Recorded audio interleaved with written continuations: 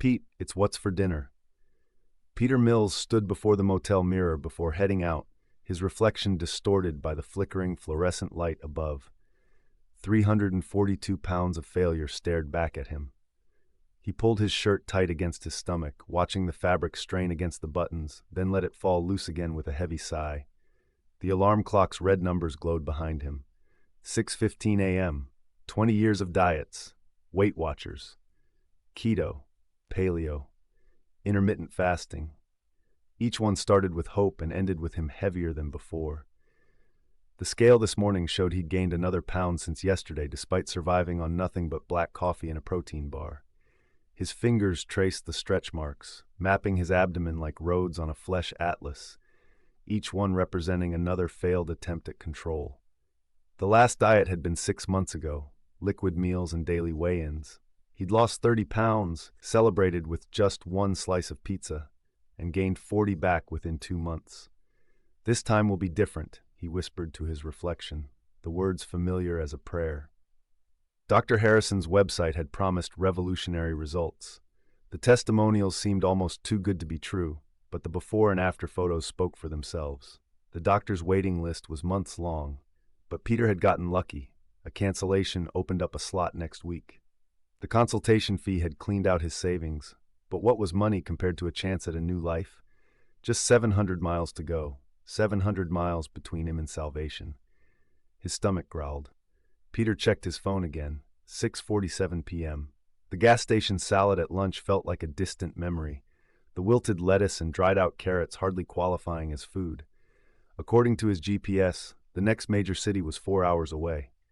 You can make it, he told himself. Just keep driving. Think about how good it'll feel to finally... But his stomach growled again, and the familiar lightheaded sensation crept in. He knew that feeling. It usually preceded a binge, those nights when he'd find himself in a fast food parking lot surrounded by empty wrappers, not even remembering the drive there. Better to eat something small now than risk losing control later. The next exit promised home cooking in faded letters. Peter signaled, hating himself even as he turned off the highway. Self-disgust rose like bile in his throat. Not even one full day into his journey toward change, and already he was failing. The parking lot was surprisingly full for a middle-of-nowhere diner, mostly out-of-state plates. A red Subaru with Washington tags, a blue pickup from Montana, an old Volvo with California plates, a layer of dust suggesting it had been there a while. Must be good food. A bell chimed as he pushed open the door. The interior was spotless, red vinyl booths gleaming, chrome fixtures polished to a mirror shine. Norman Rockwell prints adorned the walls, interspersed with photos of smiling customers. Peter noticed they all shared the same lean, healthy look. Not a single overweight person among them. The smell hit him immediately. Rich, meaty, somehow familiar, yet completely foreign. His mouth started watering and his stomach cramped with sudden, intense hunger. It was more than just appetizing. Something about it seemed to bypass his conscious mind and tap directly into primitive cravings. "Well, hello there, sugar." The waitress appeared beside him, name tag reading Martha. She was older, maybe 60, with the kind of lean, toned physique you'd expect on someone half her age. Her skin had a strange, healthy glow. "Just one?" Peter nodded, following her to a booth. Everyone in the diner looked perfect, fit. Even the cook visible through the kitchen window had the build of a gymnast. A group of locals at the counter were dressed in workout gear, their muscles defined in ways that spoke of more than just regular exercise. "What brings you to our little slice of heaven?" Martha asked, pouring coffee without asking. The liquid was dark as ink, with an odd metallic undertone to its aroma. "Just passing through, headed to California." "Aren't we all?" She winked, her teeth very white. "Looking to shed a few pounds, I bet. Seem like the type." Peter felt his face flush. Even here, hundreds of miles from home, his weight made him a target. Something like that. "Well, you just have to try our house special. Best meat you'll ever taste. Melts in your mouth. We age it ourselves right here. Very select cuts. We're very particular about our selection process." From the next booth over, Peter overheard fragments of conversation. "Needs more tenderizing. Processing time depends on marbling. Have to wait for the right consistency." A heavy-set man in a business suit, walked past Peter's booth, heading for the restroom. Martha watched him go with an expression Peter couldn't quite read, something between hunger and calculation. "What kind of meat is it?" Peter asked, trying to place the strange, compelling smell. Martha's smile widened. "Local specialty, very free range, very organic. We believe in using every part, nothing goes to waste." She leaned closer, lowering her voice. "Between you and me, it's our special recipe that keeps everyone around here so fit." The smell was intoxicating, growing stronger by the minute. Peter found himself ordering without really meaning to. When the plate arrived, the meat was dark, richly marbled, with a color he couldn't quite place. Not quite beef, not quite pork. The first bite was transcendent. Flavors he'd never experienced danced across his tongue, sweet and rich, and somehow deeply satisfying. Before he knew it, he'd cleaned his plate and ordered seconds. "Good, isn't it?" Martha watched him eat with an unsettling intensity. "We take great pride in our preparation methods. It's all about choosing the right cuts. The more substantial the source, the better the flavor." Peter noticed his vision growing fuzzy around the edges. Must be the food coma setting in. He reached for his wallet, but his arms felt impossibly heavy. The room seemed to pulse with each heartbeat, the faces of the other diners blurring. Oh, don't worry about paying just yet, sugar." Martha's voice seemed to come from very far away. "We have a different payment system here. You might say our customers become invested in the business."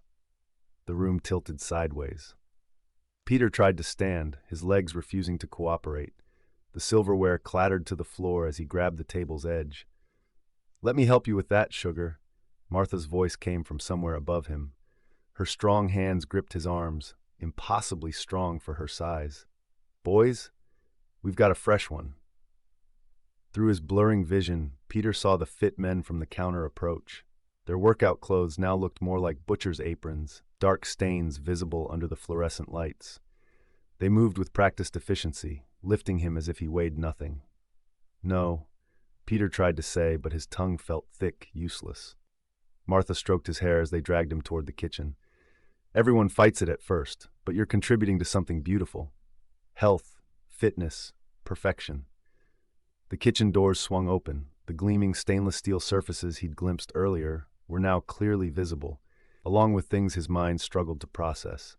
Hooks descended from the ceiling, each one bearing what he first thought were sides of beef. But the shapes were wrong. Too familiar, too human. Through his drugged haze, Peter recognized the businessman from earlier, now stripped and hanging upside down, his throat expertly cut, blood draining into a stainless steel trough. Next to him, other bodies in various stages of processing, some still clothed, newly hung. Others partially butchered, their flesh carved away with surgical precision. "We like to drain them while they're fresh," Martha explained cheerfully, as if giving a cooking demonstration. "The meat's better that way, less stress in the tissue." She patted his cheek. "And you, darling, you're going to feed a lot of happy customers. All that marbling, you'll make beautiful steaks." Peter tried to scream, but only managed a weak moan. The fit men were efficiently stripping away his clothes, their movements mechanical, rehearsed. They'd done this countless times before. "The secret," Martha continued, checking a clipboard hanging nearby, "is in the aging process. Can't rush perfection. 2 weeks minimum for the tender cuts. Though with your size, we might get some good stew meat too. Waste not, want not." Through sweat-blurred eyes, Peter saw more details he wished he hadn't. A bandsaw in the corner, its table stained dark. Neat rows of vacuum-sealed packages labeled with dates and cuts. A whiteboard listing processing schedule with names and weights. His name was being added to the bottom. "Look at it this way." Martha's face swam into view, her perfect teeth. "You wanted to be part of someone's weight loss journey. And you will be. Many someone's, in fact." The last thing Peter saw before consciousness fled completely was his own reflection in a steel freezer door, his body suspended above him, ready for processing, while Martha's efficient crew worked below. They weren't just feeding people, he realized. They were feeding an addiction, an endless cycle of consumption and transformation. And he was about to become just another meal in their twisted farm-to-table operation. The businessman who'd gone to the restroom never came back, Peter realized dimly. On the wall, between the Norman Rockwell prints, he noticed for the first time what looked like missing persons posters, all featuring overweight individuals, all having last been seen along this stretch of highway. As darkness crept in, Peter saw Martha speaking into a phone. "Yeah, this one's ready for processing. Good marbling, should age nice and tender. Might be enough here for the whole month's supply." His last conscious thought was of Dr. Harrison's office and how he'd never make his appointment. The diet would have worked this time. He was sure of it. But now he'd become someone else's diet instead. When the health inspector finally investigated the diner 6 months later, they found hundreds of driver's licenses hidden in Martha's office, all belonging to overweight individuals who disappeared along the highway. And in the freezer, carefully wrapped and labeled by date, cuts of meat that no butcher would recognize. The home cooking sign still flickers some nights, they say, drawing in hungry travelers looking for one last meal. And if you look carefully at the photos on the wall, you might notice they change occasionally. New smiling faces added, all wearing the same perfect predatory smile. In the end, Peter Mills did lose weight, just not in the way he'd planned.